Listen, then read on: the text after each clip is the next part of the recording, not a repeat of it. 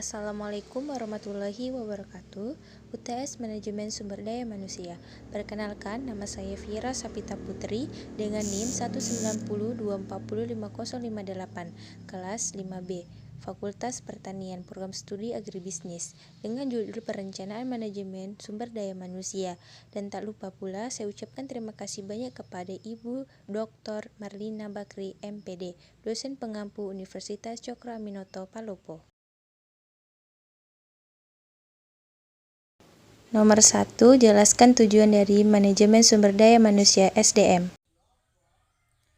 Tujuan dari manajemen sumber daya manusia adalah meningkatkan produktivitas, loyalitas, kepuasan kerja, dan motivasi kerja yang baik dari pegawai. Untuk itu harus dilakukan peningkatan kualitas kehidupan kerja melalui perubahan struktur kerja, penciptaan komunikasi yang baik, penciptaan disiplin kerja, penanggulangan stres kerja, bimbingan, dan penyuluhan keselamatan dan kesehatan kerja. Nomor 2. Sebutkan tujuan kelembagaan analisis jabatan. Tujuan analisis kelembagaan, analisis jabatan dapat digunakan untuk tujuan kelembagaan antara lain menyusun organisasi baru, menyempurnakan organisasi yang ada saat ini, meninjau kembali alokasi tugas, wewenang, dan tanggung jawab tiap jabatan, penyempurnaan fungsi tiap jabatan. 3. Sebutkan bidang dan program yang mutlak perlu memanfaatkan hasil analisis jabatan. Rancangan bangunan organisasi dan pekerjaan atau jabatan, penilaian prestasi kerja, bimbingan dan pengawasan, rekrutmen, pengajian atau imbalan program-program lain. 4. Sebutkan tujuan ketatalaksanaan analisis jabatan. Tujuan ketatalaksanaan analisis jabatan dapat digunakan untuk tujuan ketatalaksanaan antara lain: yang pertama, menyusun dan menyempurnakan standarisasi kerja dan sarana pekerjaan; 2. Menyusun dan menyempurnakan sistem dan prosedur kerja; 3. Menyusun dan menyempurnakan metode dan analisis ketatalaksanaan pekerjaan. 5. Jelaskan pengertian rekrutmen. Rekrutmen adalah kegiatan untuk menarik sejumlah pelamar agar tertarik dan melamar ke perusahaan sesuai dengan kualifikasi yang diinginkan.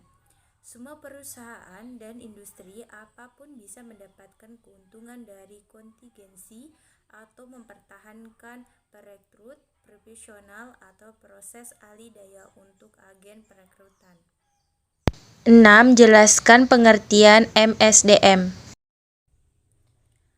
Manajemen Sumber Daya Manusia (MSDM) adalah keseluruhan proses perencanaan, pengorganisasian, pengarahan, dan pengawasan terhadap kegiatan pengadaan seleksi, pelatihan, penetapan, pemberian kompensasi, pengembangan, pengintegrasian, pemeliharaan, dan pelepasan sumber daya manusia untuk tercapainya berbagai tujuan individu, masyarakat, pelanggan, pemerintah, dan organisasi yang bersangkutan. 7. Jelaskan pengertian karir menurut Gibson DKK 1995. Menurut Gibson DKK 1995, karir adalah rangkaian sikap dan perilaku yang berkaitan dengan pengalaman dan aktivitas kerja selama rentang waktu kehidupan seseorang dan rangkaian aktivitas kerja yang terus berkelanjutan. Dan demikian, karir seseorang individu melibatkan rangkaian pemilihan dari berbagai macam kesempatan jika ditinjau dari sudut pandang organisasi. Karir melibatkan proses di mana organisasi memperbaharui diri sendiri untuk menuju efektivitas karir yang merupakan batas di mana rangkaian dari sikap karir dan perilaku dapat memuaskan seseorang individu. 8. Jelaskan satu pengertian SDM menurut H. Hadari Nawawi 2000. Sumber daya manusia adalah manusia yang bekerja di lingkungan suatu organisasi, disebut juga personil, tenaga kerja, pegawai, dan karyawan. 9. Sebutkan penilaian kinerja diintegrasikan dengan sarana-sarana strategis karena berbagai alasan.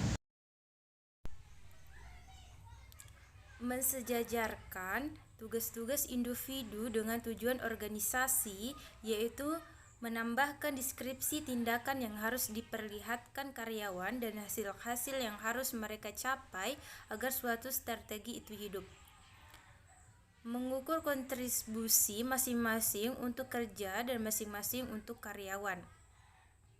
Evaluasi kinerja memberi kontribusi kepada tindakan dan keputusan-keputusan administratif yang mempertinggi dan mempermudah strategi. Penilaian kinerja dapat menimbulkan potensi untuk modifikasikan kebutuhan bagi strategi dan program-program baru. 10. Sebutkan dalam praktiknya pelaksanaan rekrutmen memiliki beberapa tujuan yang ingin dicapai, yaitu memperoleh sumber tenaga kerja yang potensial, memperoleh sejumlah pelamar yang memenuhi kualifikasi, menentukan kriteria minimal untuk calon pelamar untuk kebutuhan seleksi.